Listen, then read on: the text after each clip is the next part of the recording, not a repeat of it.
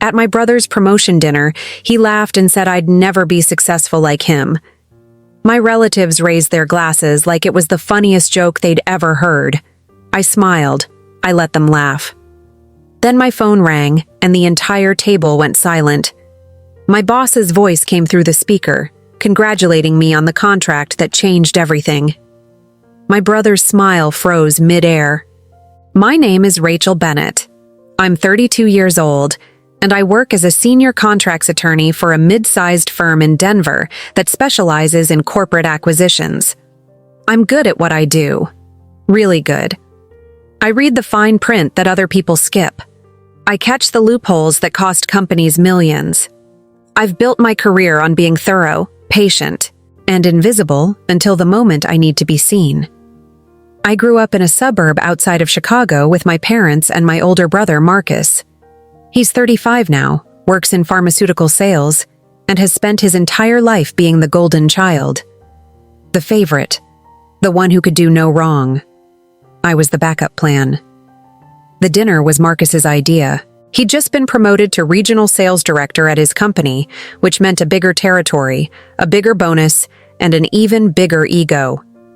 He wanted to celebrate, so he booked a private room at some upscale steakhouse downtown and invited the whole family.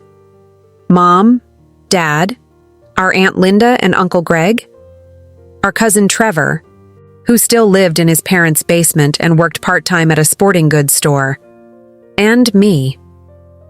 I almost didn't go.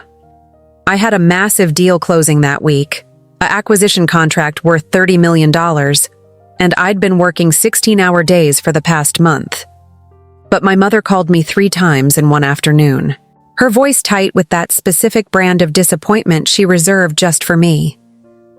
"Rachel, it's your brother's big night. You can't miss it." So I went. I wore a simple black dress and low heels. I didn't bother with jewelry. I stopped trying to compete with Marcus a long time ago. It never worked anyway. When I walked into the private dining room, Marcus was already holding court. He stood at the head of the table in a custom-tailored navy suit, his arm around our father's shoulders, both of them laughing at something Uncle Greg had said. My mother was beaming at him like he'd just cured a disease. "There she is!" Marcus called out when he saw me. The little lawyer finally made it. Everyone turned to look at me. I smiled and waved. "Traffic was terrible," I said, which was true. "You work too much," my mother said, kissing my cheek. "You need to find balance, sweetheart. Look at your brother. He's successful and he still makes time for family." I nodded. I'd heard this speech before. We sat down. Marcus took the seat at the head of the table, naturally. I ended up between Aunt Linda and Trevor, who spent the first 10 minutes of dinner telling me about a new protein shake he was selling on the side. I smiled and nodded and drank my water. The food came: steaks, lobster, a bottle of wine that cost more than my car payment. Marcus ordered everything, and Dad paid for it, which was also typical. Marcus made 6 figures, but Dad still treated him like he was fresh out of college. I ordered the salmon. "So, Marcus," Uncle Greg said, raising his glass. "Regional director, that's a big deal, huh?" "It is," Marcus said, grinning. "Took a lot of work to get here, a lot of late nights, a lot of strategy. But I knew I could do it. I've always been a closer." Everyone nodded approvingly. "Must be in the genes," Dad said, clapping Marcus on the back. "Your mother and I always knew you'd go far." I cut into my salmon. "And what about you, Rachel?" Aunt Linda asked, turning to me with a smile that didn't quite reach her eyes. "How's the law thing going?" "The law thing. It's going well," I said. "Busy, but good." "She works all the time," my mother said like it was a character flaw. "I keep telling her she needs to slow down. Find a husband. Have some kids. You can't build a life on just work, you know." I took a sip of water. "I'm focused on my career right now," I said. "That's the problem with women today," Uncle Greg said, shaking his head. "Too focused on career, not enough on family. My generation, we had our priorities straight." I didn't respond. I'd learned a long time ago that arguing with Uncle Greg was like arguing with a brick wall. A brick wall that voted the same way every election and thought women belonged in the kitchen. Marcus has balance, my mother continued. He works hard, but he also knows how to enjoy life. He's dating that lovely girl. What's her name, honey? Vanessa, Marcus said. She's a model. Of course she was. See? Mom said, looking at me. Balance. I smiled. I nodded. I took another bite of salmon. The dinner went on like that for another hour. Marcus talked about his promotion, his new car, his vacation plans. Everyone listened like he was delivering the State of the Union. I sat quietly and answered questions when they were asked, which wasn't often. Dessert came. Chocolate lava cake. Marcus got the biggest piece. And then, as coffee was being poured, Marcus leaned back in his chair and looked at me with that smile. The one I'd seen 1,000 times. The one that said he was about to make a joke at my expense and everyone would laugh because he was Marcus, and Marcus could do no wrong. You know, Rachel, he said, loud enough for everyone to hear. I've been thinking, you work so hard, you're always busy, but you'll never be successful like me. He said it like it was a fact, like he was commenting on the weather. The table went quiet for half a second. And then they laughed. Uncle Greg laughed first, a big booming laugh that shook his whole body. Then Aunt Linda, a high-pitched giggle. Trevor snorted into his wine glass. Even my parents smiled like Marcus had just said something charming and true. Marcus, my mother said, but she was smiling. Don't be mean. I'm not being mean, Marcus said, holding up his hands in mock surrender. I'm being honest. Rachel's a hard worker. She's smart, but she doesn't have what it takes to really make it, you know? She's too. I don't know. Soft. She doesn't have that killer instinct. More laughter. I sat there. I didn't move. I didn't speak. You've got to be ruthless in business, Marcus continued, warming to his topic. You've got to take risks.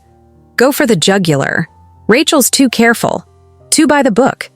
That's why she'll always be middle management. Now, Marcus, Dad said, but he was grinning. Your sister's doing fine. I know, Marcus said. I'm just saying, there are people who succeed, and there are people who just work. Rachel's a worker. Nothing wrong with that. He raised his glass. To the workers, he said. Everyone raised their glasses, even my mother. I looked at them, all of them, smiling, laughing, toasting to my mediocrity. And I smiled back. I didn't argue. I didn't defend myself. I just sat there with that smile frozen on my face and let them have their moment. Because I'd learned something a long time ago. The people who underestimate you are the easiest to beat. And then my phone rang. It was sitting on the table next to my water glass, face up. The screen lit up with my boss's name, David Whitman. I glanced at it. It was almost 9 at night. David never called this late unless something was wrong, or unless something was very, very right. The table was still laughing, still riding the high of Marcus's little joke. I picked up the phone. Excuse me, I said quietly. I need to take this. Of course you do, Marcus said, rolling his eyes. Always working. I stood up and walked a few steps away from the table, but I didn't leave the room. I answered the call. David? I said. Rachel! His voice came through loud and clear, almost shouting with excitement. I've been trying to reach you all evening. Where are you? I'm at dinner, I said, with my family.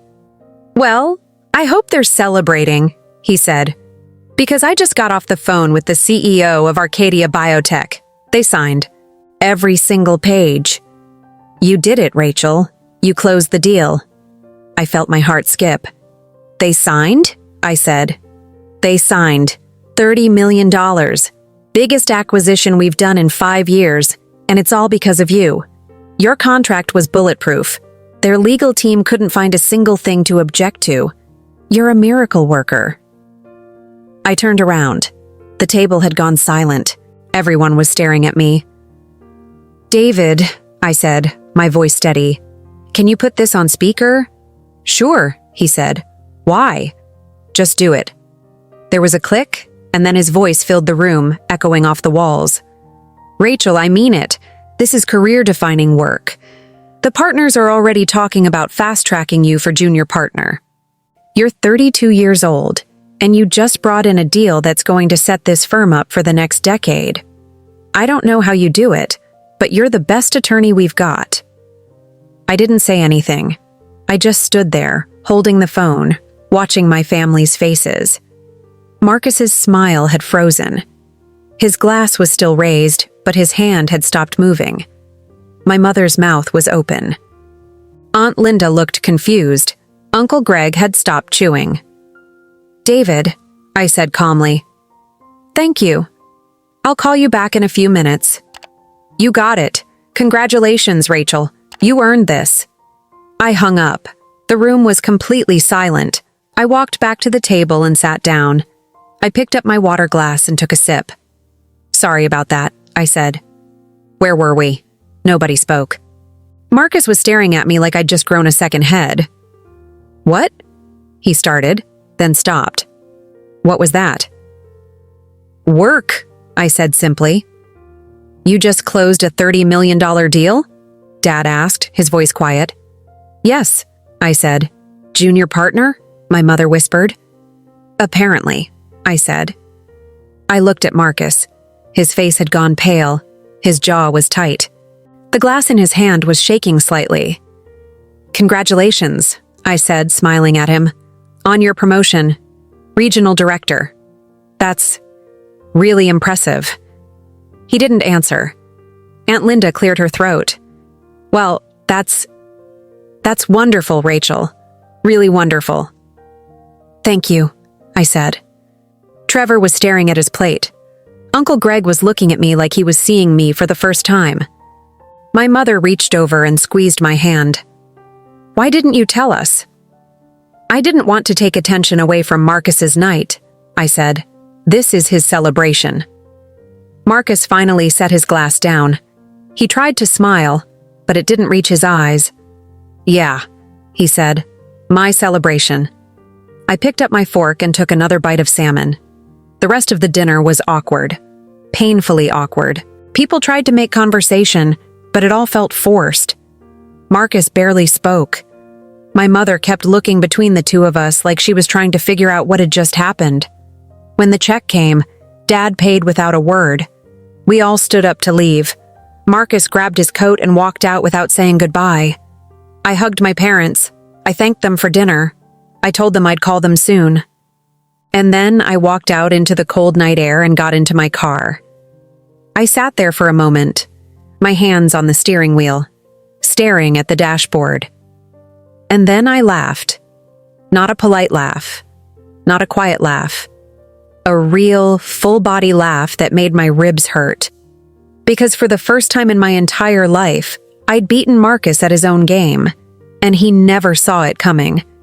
I didn't hear from my family for 3 days. Not a text, not a call, nothing. It was like the dinner had never happened. On the 4th day, my mother called. "Rachel," she said, her voice tight. "We need to talk." "About what?"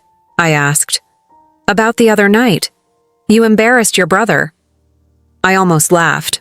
Almost. "I embarrassed him?" I said. "Mom, he told me I'd never be successful. In front of the whole family." "He was joking," she said. "You know how Marcus is? He likes to tease."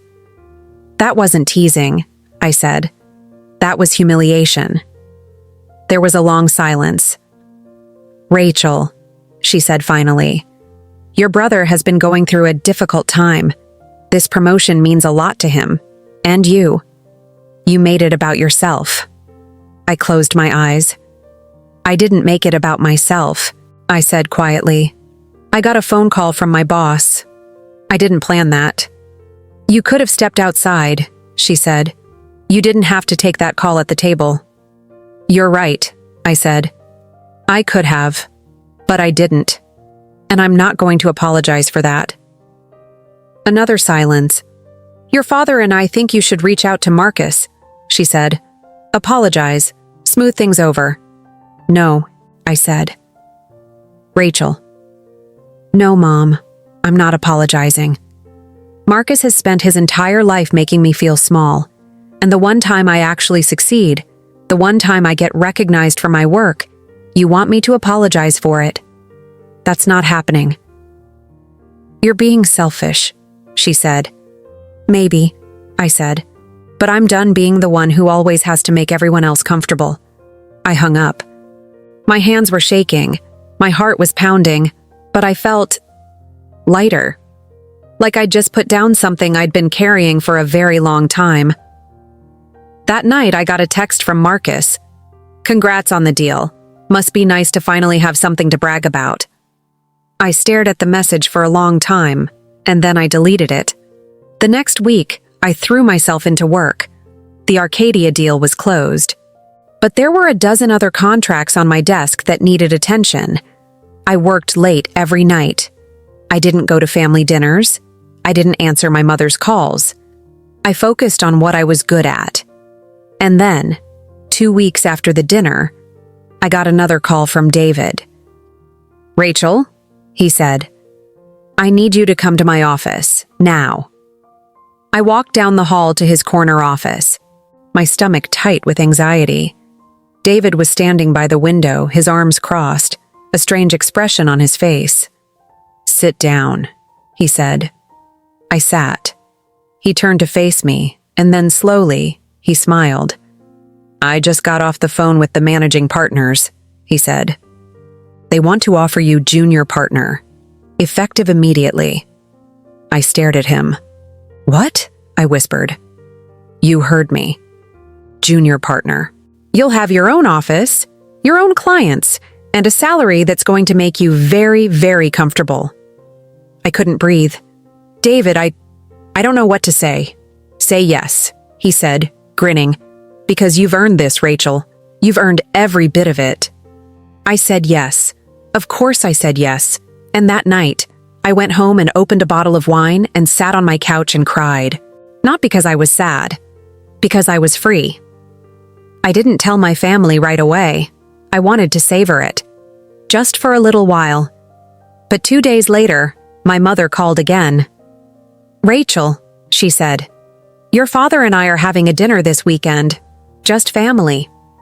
We'd really like you to come. I hesitated. I don't know, Mom. I'm pretty busy. Please, she said. It's important. There was something in her voice, something desperate. Fine, I said. I'll be there. The dinner was at my parents' house, same players as before. Mom, Dad, Marcus, Aunt Linda, Uncle Greg, Trevor. I walked in wearing jeans and a sweater, casual, comfortable. Marcus was already there, sitting at the kitchen table with a beer in his hand. He looked up when I walked in, and for a second, something flickered across his face. Resentment, maybe, or jealousy. Hey, he said. Hey, I said. My mother bustled around the kitchen, pulling dishes out of the oven. My father was in the living room, watching a game on TV. Dinner was quiet, awkward. Nobody mentioned my promotion. Nobody mentioned Marcus's promotion.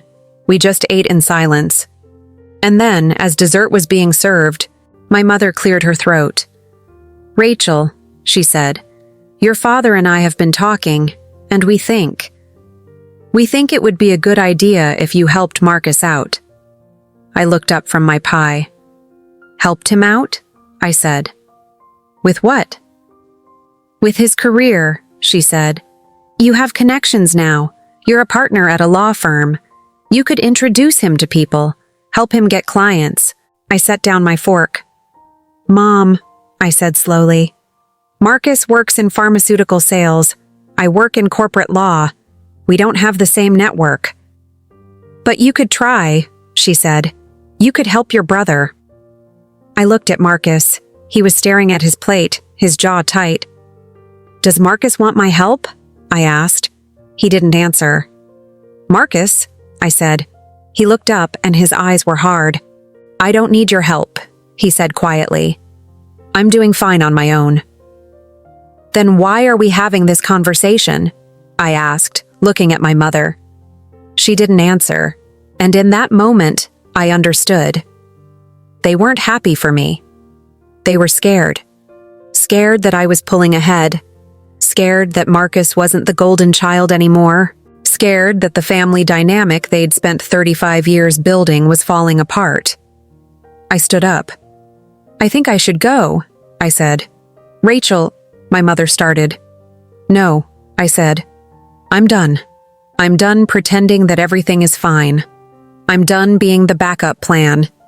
I'm done apologizing for being good at my job." I grabbed my coat and walked out, and I didn't look back. I didn't speak to my family for a month after that dinner. Not because I was angry. Not really. I was just done. Done trying to fit into a space that was never made for me. Done shrinking myself so Marcus could shine. Done pretending that their disappointment in me was somehow my fault. Work became my refuge. I moved into my new office. Corner view, glass walls. My name on the door in clean black letters. Rachel Bennett, junior partner. I ran my fingers over those letters the first morning and felt something shift in my chest. Pride, maybe. Or vindication. My caseload doubled almost immediately. David funneled the high-stakes contracts to me, the ones that required precision and nerves, mergers, acquisitions, partnership dissolutions. I worked 12-hour days and loved every minute of it. I was good at this, better than good, and people were starting to notice. 3 weeks into my partnership, I got a call from a headhunter. A firm in Boston wanted to talk to me about a senior partner position.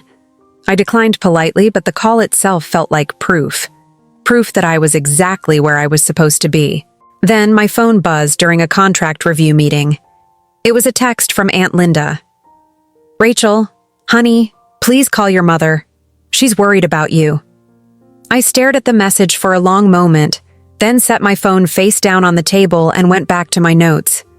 2 days later, another text. This time from my father. "We'd like to see you. Can you come for dinner this weekend?" I didn't respond, and then, on a Thursday afternoon, Marcus called. I was in my office, halfway through a deposition transcript, when his name lit up my screen. I let it ring. Once, twice, 3 times. On the 4th ring, I answered. "What do you want, Marcus?" There was a pause. I could hear noise in the background. Voices, the clink of glasses.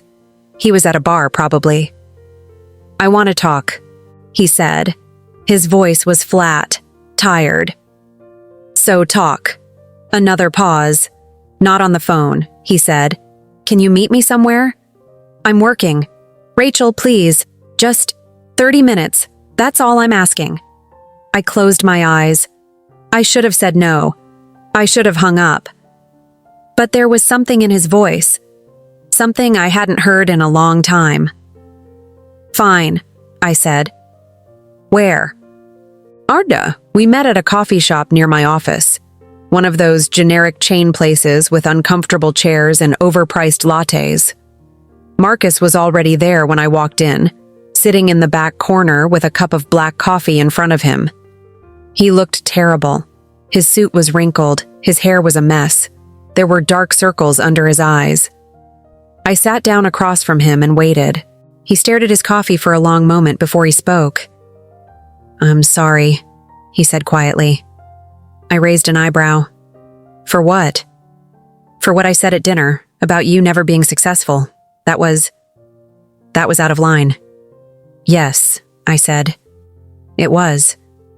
He flinched slightly, then nodded. "I know, I was being an idiot.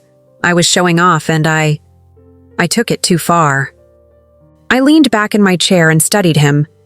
He looked small, diminished, like someone had let the air out of him. "Why now?"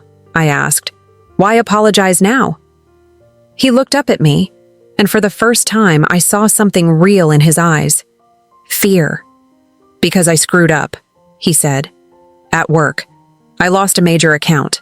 My boss is pissed. I might lose my promotion. I didn't say anything. And Mom and Dad keep asking me why I can't be more like you, he continued, his voice bitter. You. The one they used to call the backup plan. Now suddenly you're the golden child and I'm the screw-up. I should have felt satisfaction. I should have felt vindicated.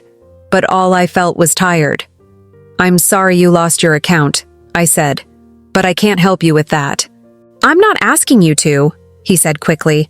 I wanted to clear the air. I wanted you to know that I was wrong. Okay, I said.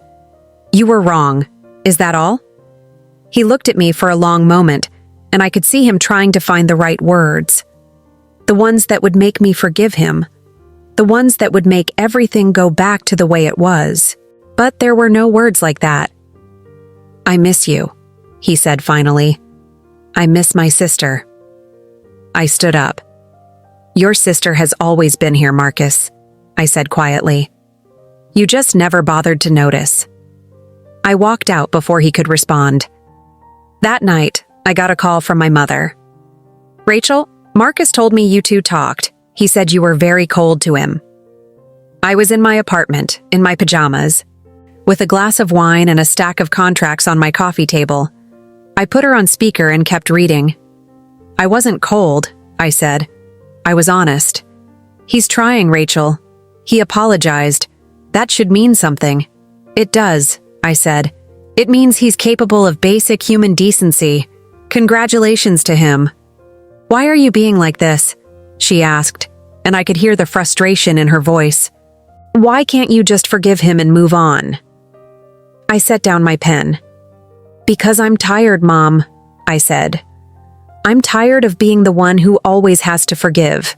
The one who always has to make things easier for everyone else. Marcus gets to humiliate me in front of the whole family, and I'm supposed to just smile and let it go. That's how it's always been.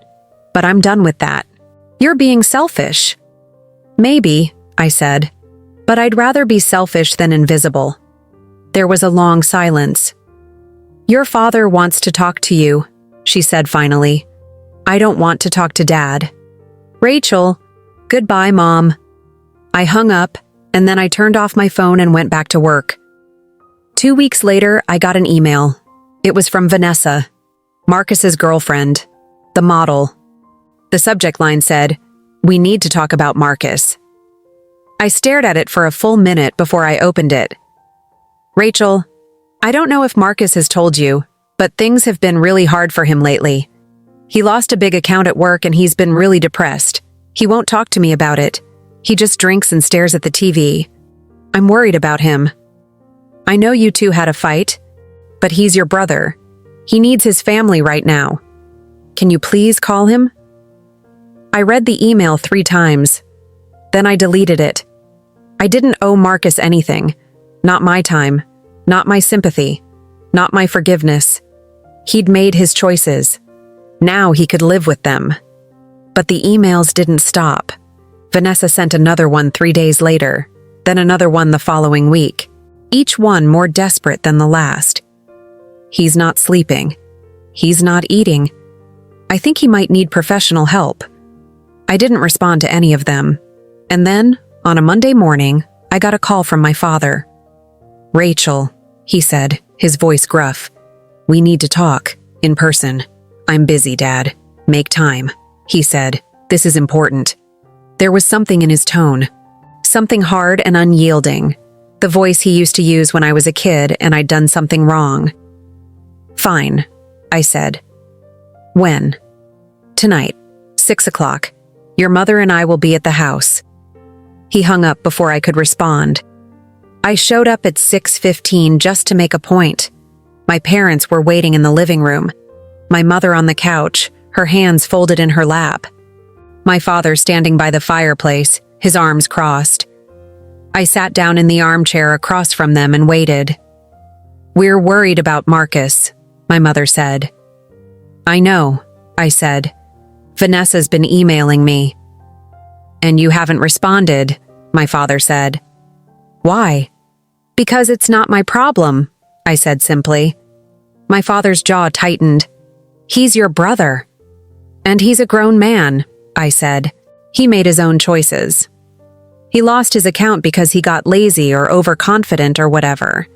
That's on him, not on me. He needs support right now, my mother said, her voice pleading. He needs his family. Where was my support? I asked quietly. When he humiliated me at dinner? When he told me I'd never be successful? When the whole family laughed at me? Where was my support then? My mother looked away. That's different, my father said. How? I asked. How is it different? Because Marcus is struggling, he said. He's going through a hard time. You're doing fine, better than fine. You're thriving. So yes, right now, Marcus needs us more than you do. I stared at him.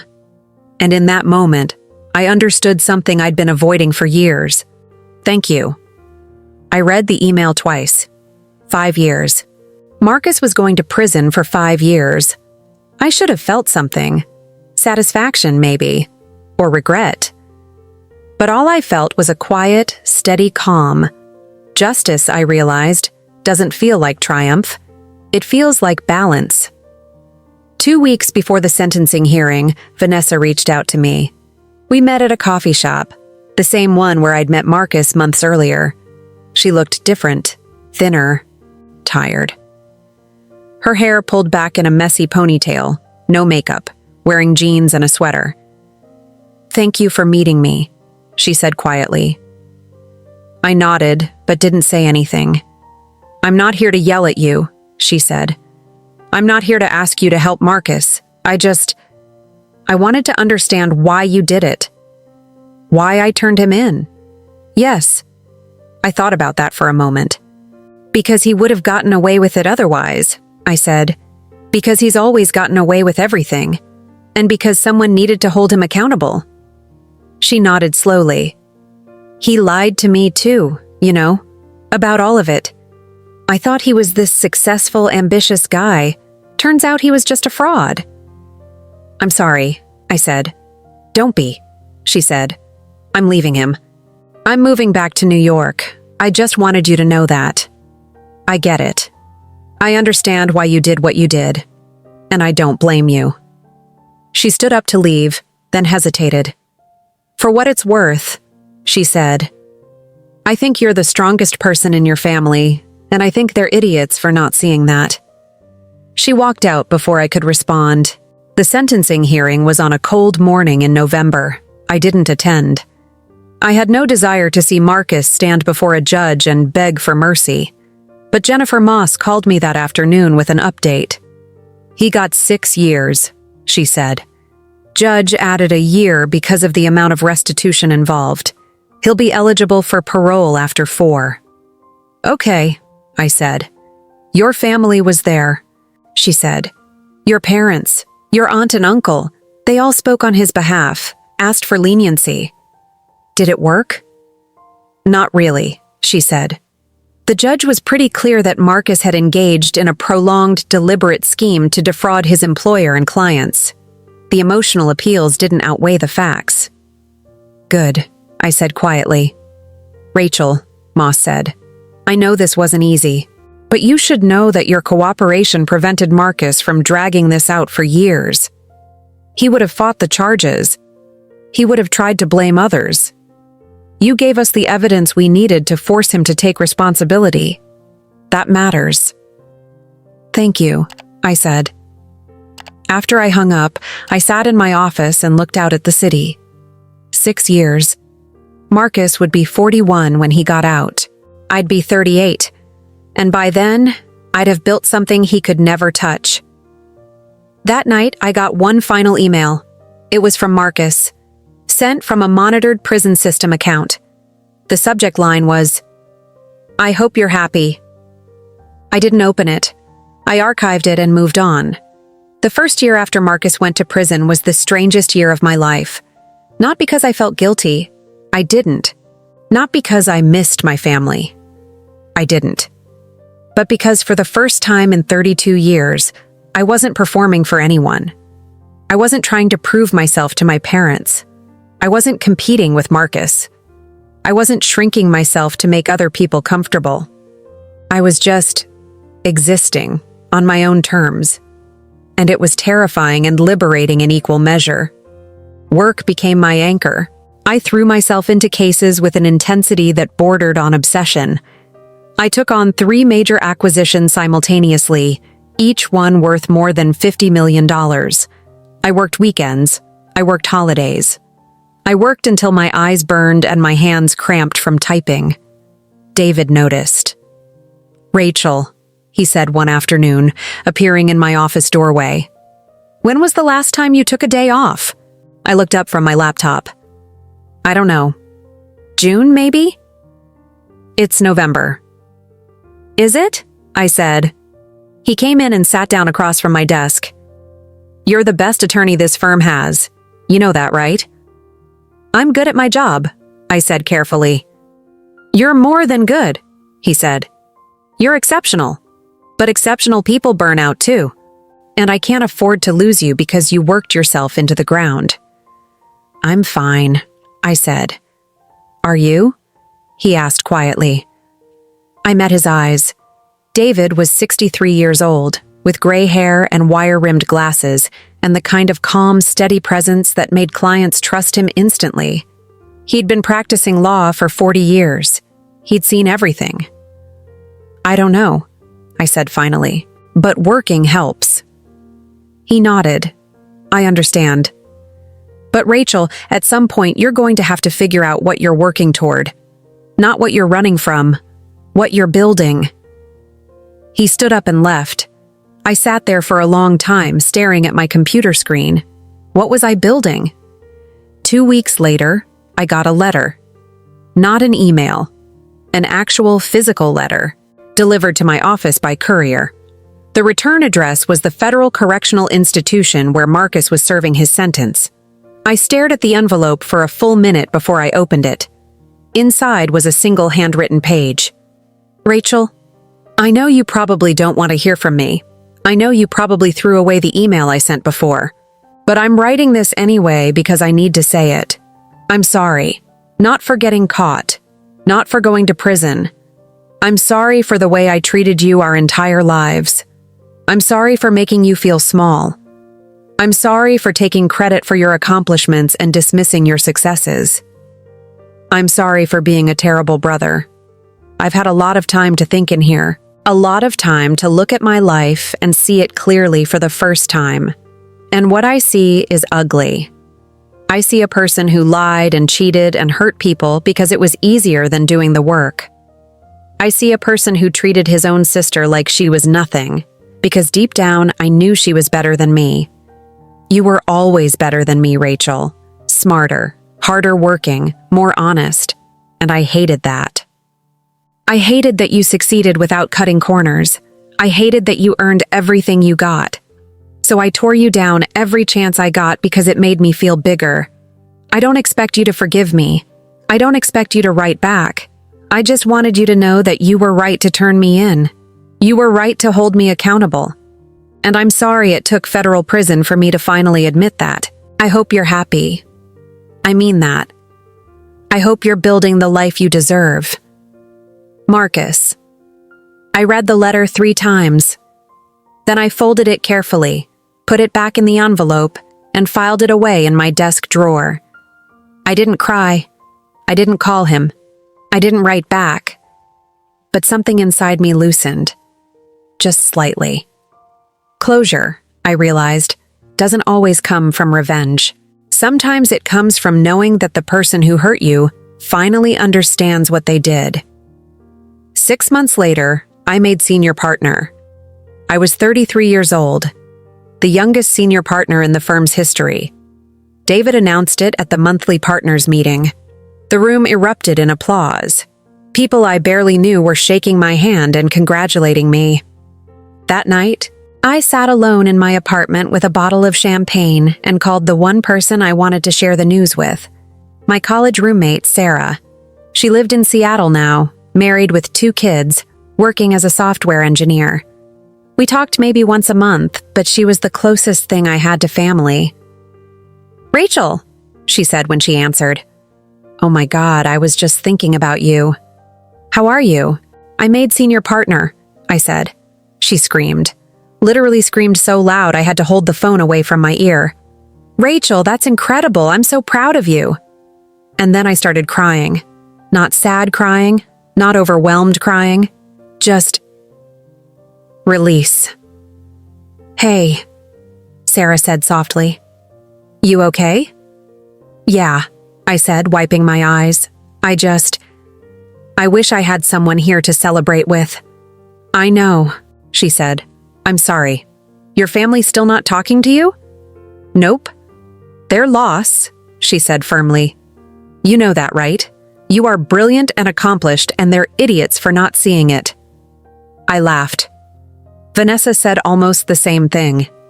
"Vanessa?" "Marcus's ex-girlfriend." "Wait, they broke up?" "Yeah, right after he went to prison." "Good for her," Sarah said. "Listen, I'm coming to Denver. Next month. I'm bringing the kids and we're taking you out to dinner and celebrating properly. No arguments." "Okay," I said. "I mean it, Rachel. You deserve to be celebrated. And if your family won't do it, then we will." After we hung up, I poured myself a glass of champagne and walked out onto my balcony. Denver stretched out below me, all lights and sky and mountains in the distance. I'd built this, all of it, by myself, and it was enough. A year and a half after Marcus went to prison, my mother called. I was in a client meeting when my phone buzzed. I ignored it. But when the meeting ended and I checked my messages, I saw that she'd called 3 times and left a voicemail. I listened to it in my office with the door closed. "Rachel." Her voice was quiet, strained. "It's Mom. I know we haven't spoken in a long time. I know you're probably still angry with us. But your father is in the hospital. He had a heart attack this morning. He's stable now, but the doctors say it was serious. I thought you should know. If you want to call me back, you can. If you don't, I understand." The message ended. I sat there holding my phone, staring at nothing. My father had a heart attack. I should have felt something. Worry, fear, sadness. But all I felt was a distant clinical detachment. I thought about calling her back. I thought about booking a flight to Chicago. I thought about showing up at the hospital and pretending that everything was fine. But then I remembered. I remembered the dinner where Marcus humiliated me and my father laughed. I remembered him telling me that Marcus needed support more than I did because I was doing fine. I remembered him saying, "Don't expect us to be here when you change your mind." I put my phone away and went back to work. 3 days later, my mother called again. This time, I answered. "Rachel," she said. "Thank you for picking up. I wasn't sure you would." "How's Dad?" I asked. "He's better. He's home now. They put in a stent. He has to change his diet and take medication, but the doctors say he should recover." "That's good," I said. There was a long pause. "Rachel?" she said quietly. "Can we talk? Really talk?" "About what?" "About everything. About what happened with Marcus. About why you stopped speaking to us. About all of it." I leaned back in my chair. "Okay, talk." She took a shaky breath. "I'm sorry," she said. "Your father and I were both sorry. We failed you. We spent so much time worrying about Marcus, protecting Marcus, that we didn't see what we were doing to you. We made you feel invisible. And that was wrong." I didn't say anything. "We were in denial about Marcus for so long," she continued. "We kept making excuses for him, kept believing that he was just going through a rough patch, that he'd figure it out. And we expected you to be okay because you always seemed so strong, so capable. We thought you didn't need us." "I did need you," I said quietly. "I needed you to be proud of me. I needed you to see me. But you never did. Not until Marcus went to prison and you didn't have anyone else to focus on." "You're right," she said, and her voice broke. "You're absolutely right. And I'm so sorry, Rachel. I don't expect you to forgive us. I just wanted you to know that we see it now. We see what we did, and we're ashamed." I closed my eyes. "Mom," I said, "I turned Marcus in because he broke the law, not because I was angry at you and Dad, not because I wanted revenge, but because it was the right thing to do. And I'd do it again." "I know," she said, "and you were right to do it. He needed to face consequences. We should have made him face consequences years ago instead of always bailing him out. Maybe if we had, he wouldn't have ended up in prison." "Maybe," I said. Another long silence. "Your father wants to talk to you," she said. "When you're ready.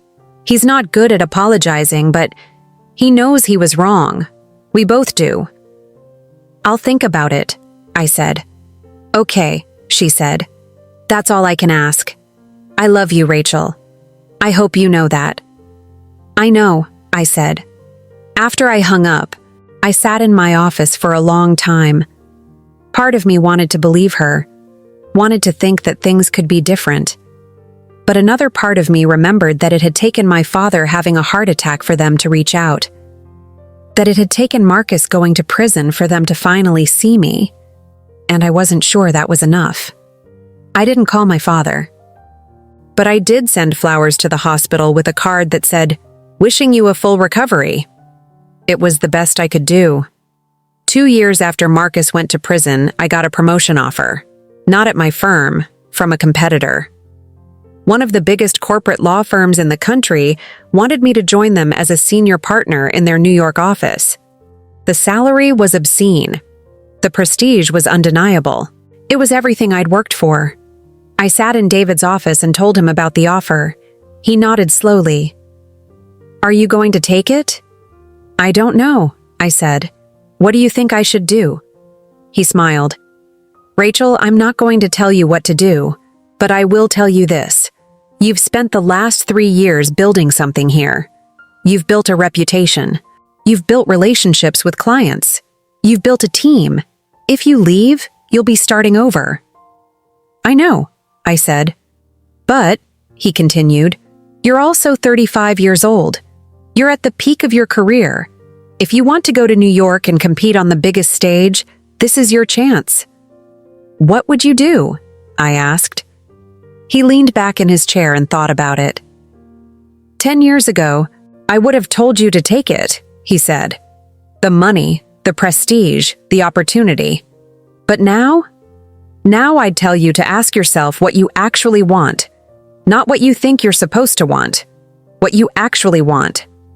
I went home that night and sat on my balcony and thought about it. What did I want? For so long, I'd been focused on proving myself, on being successful, on showing everyone who doubted me that they were wrong. But I'd done that. I'd proven it. So what now? I thought about New York, the pace, the pressure, the endless competition. And then I thought about Denver, my office, my clients, my quiet, carefully built life. I called the New York firm the next morning and declined the offer. "Are you sure?" the recruiting partner asked, clearly surprised. "I'm sure," I said, "but thank you." When I told David, he smiled. "Good," he said, "because I wasn't ready to lose you." 3 years after Marcus went to prison, I got a letter from him again. This one was different. "Rachel, I'm eligible for parole in 6 months. My lawyer thinks I have a good chance of getting it because of good behavior and the rehabilitation programs I've completed in here. I don't know what happens after that. I don't know where I'll live or how I'll support myself. I know I can't go back to pharmaceutical sales. No one will hire me. But I wanted you to know that I'm trying. I'm really trying to be a better person. I've been taking classes. I got my certification in substance abuse counseling. I've been working in the prison library. I've been going to therapy. I know that doesn't erase what I did, but I hope it means something. I'm not asking you to forgive me. I'm not asking you for anything. I just wanted you to know that the person who humiliated you at that dinner doesn't exist anymore. I killed that version of myself in here. I hope you're well. I hope you're happy. Marcus. I read the letter twice.